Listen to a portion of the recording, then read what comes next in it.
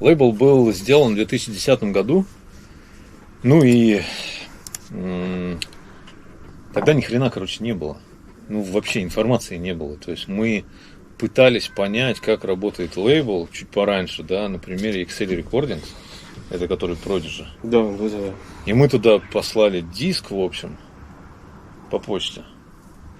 И непонятно, как, ну, сейчас-то почта России работает как бы плоховато, а тогда вообще пиздец. Вообще непонятно было, как она работает. Короче, отослали туда диск, и через какой-то момент мы что-то положили очень много денег, я помню, на телефон.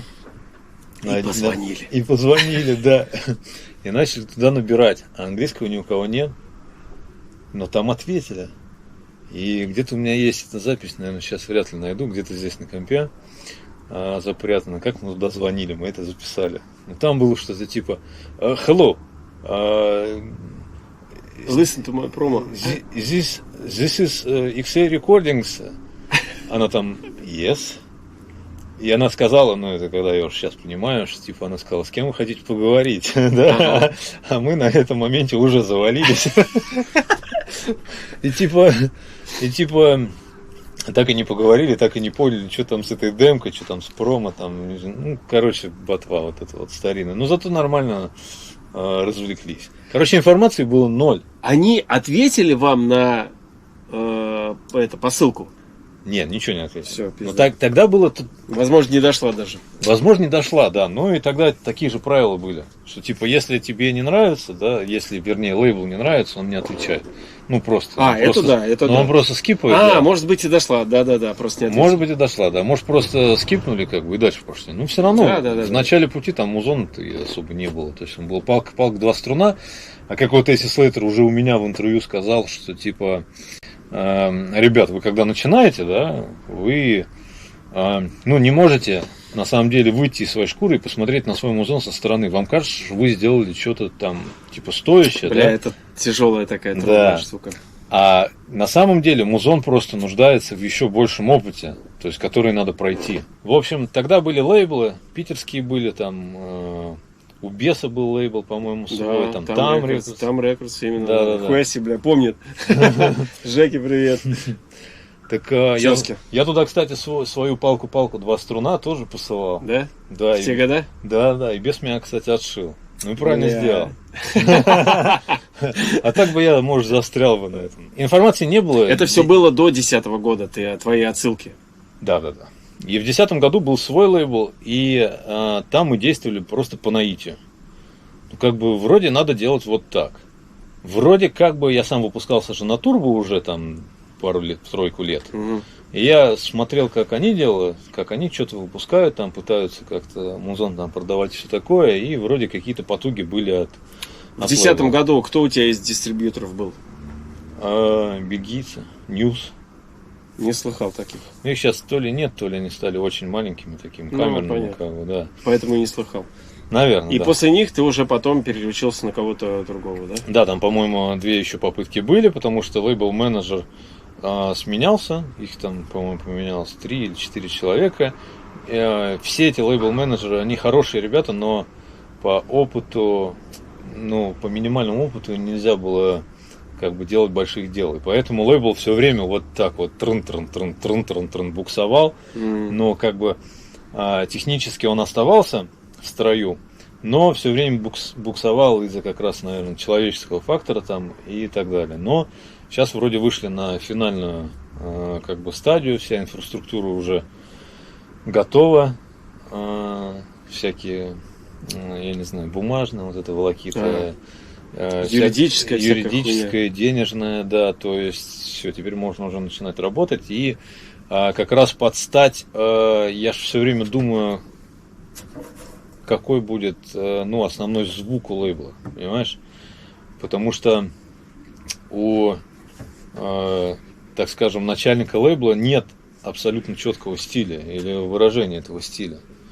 То есть это может быть что-то ближе к хип-хопу, завтра это может быть что-то такое, другое, 5-е, 10-е, да, потому что у меня опять же такая линия, типа Prodigy путь такой, да, когда и работа с сэмплами, и работа с разными там стилями, экспериментами и так далее, да, пытаюсь все, ищу какие-то там звуки и все такое.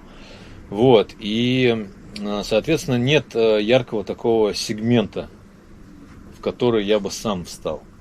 Ну, типа, понимаешь, чтобы ты написал, да, на флайере там bass music, да, или там Ну, типа, да, drum да, and да, bass, да.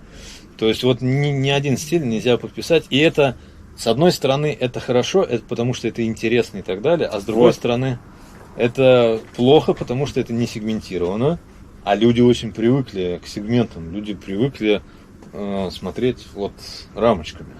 То есть вот если эта рамочка попадает, да, вот драм н бейс тусовка.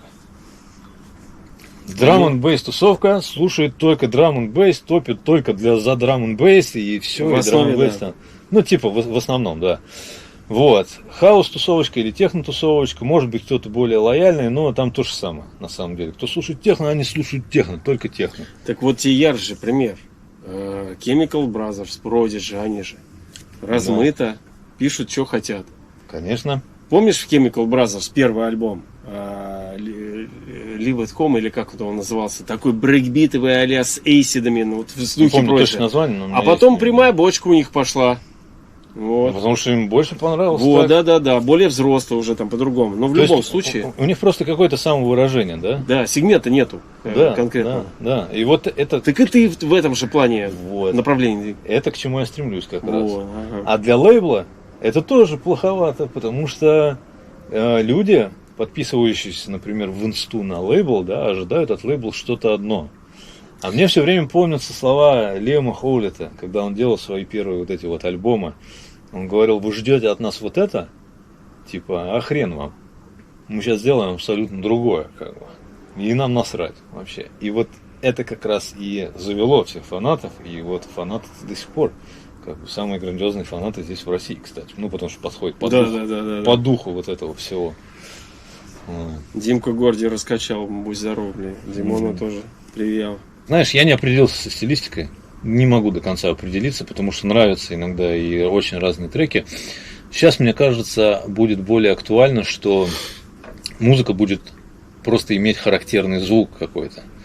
Ну, не в плане, что звук вот этот пим, да, там какой-то, а именно вот звук всего трека, да, или всего EP, или всего альбома, или всего там артиста, да. Я не знаю, по настроению сейчас, чтобы он был такой жесткий прям, тяжелый, потому что, блин, я, честно говоря, так устал от этого всего говна. То есть все стараются просто сделать какую-то херню, чтобы, на, купи там, послушай вот это вот. Коммерция. Да, вот сожри как бы вот это, давай меня там пригласи поиграть там, ну, не знаю, что-то, либо заплати денежек за прослушки, ну, вот, все как-то так вот объясняю, что, типа, подход какой-то в хаосе стал более такой меркантильный, не особо все интересно и медленнее, чем драмбейс. А Не драмбейсе знаю, вот, не могу судить. я для себя открыл тут недавно чувачков таких, как Буншин. Или Буншин, да. Буншин. Да.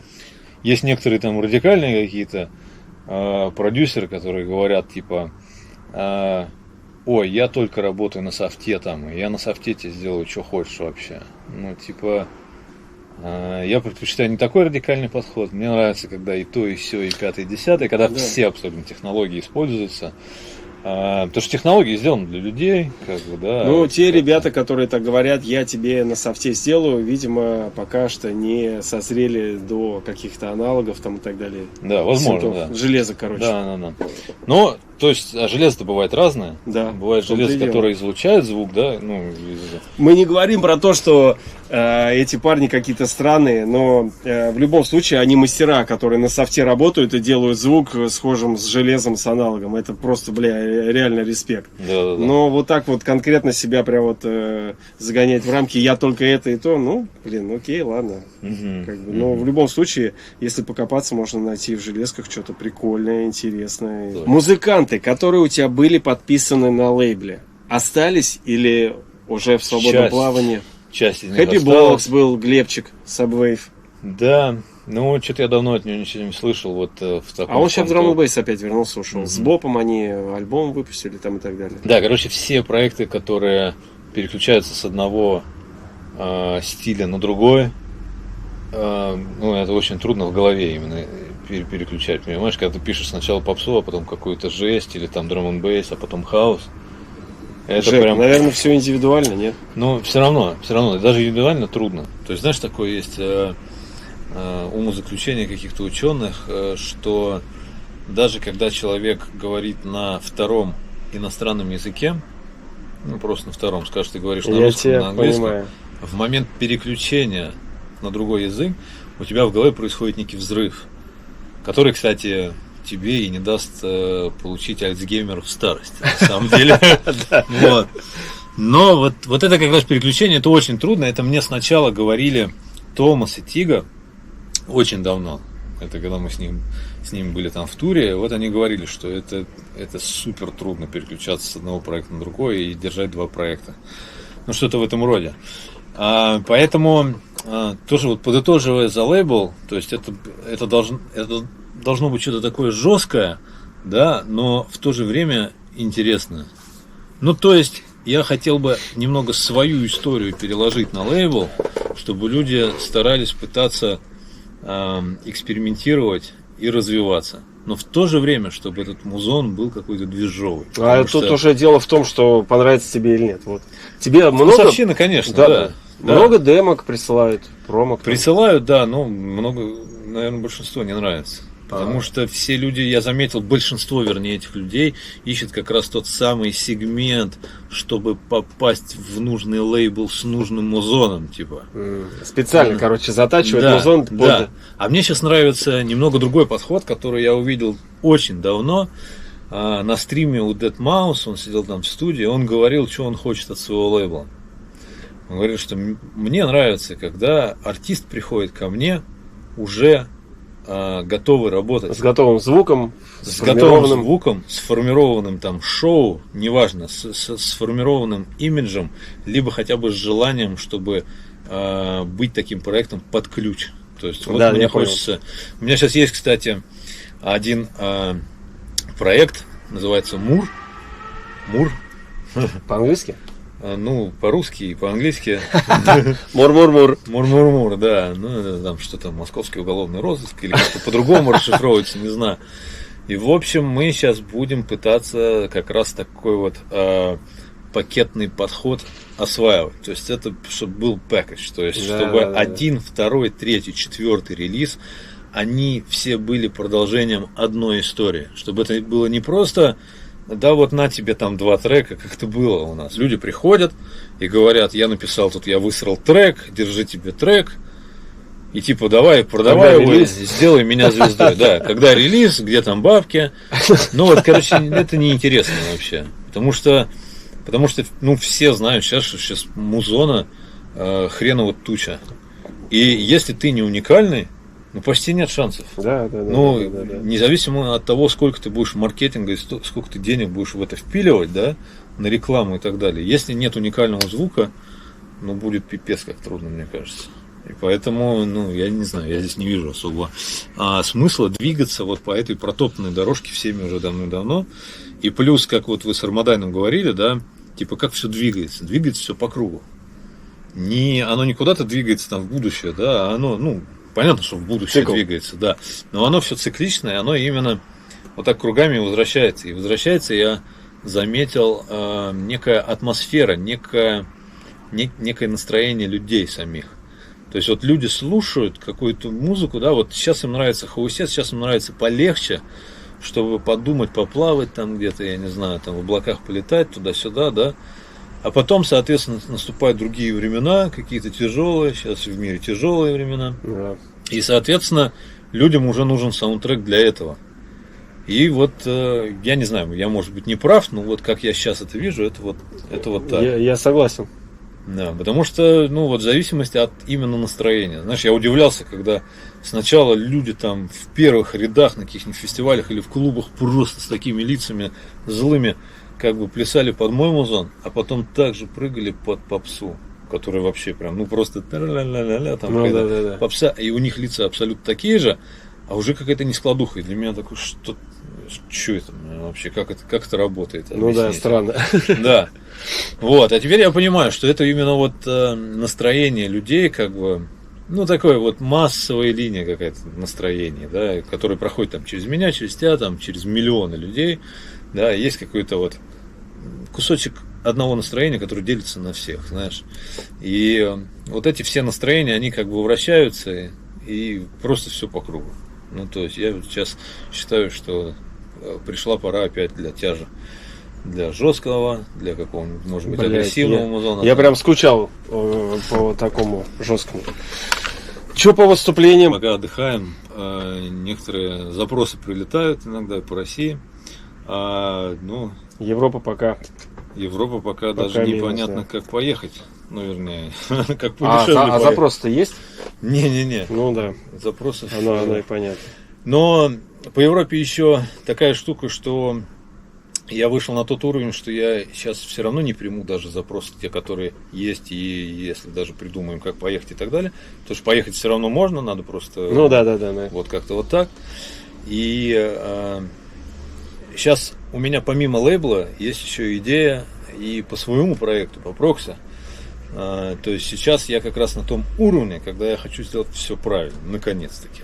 Во. Потому что у меня было раньше, знаешь, как вот... До этого нихуя неправильно не было. Не, ну не то, что... Да я шучу. Да, не то, что неправильно. Короче, по-другому. Да, но для меня это по-правильному. Потому что раньше это было вот абсолютно так же. То есть я также высрал трек, бегу там на турбо, типа, вот там, Тига, Томас, послушайте, я тут высрал трек. Типа, да? И я как бы, знаешь, не брал на себя слишком много ответственности по этому треку, чтобы сделать из этого трека, ну не просто трек, а историю сделать из этого трека, понимаешь, какую-то законченную историю. Поэтому вот у меня этого никогда не было. Я вроде как всегда к этому стремился, и наконец-то я к этому подошел максимально близко. Вот.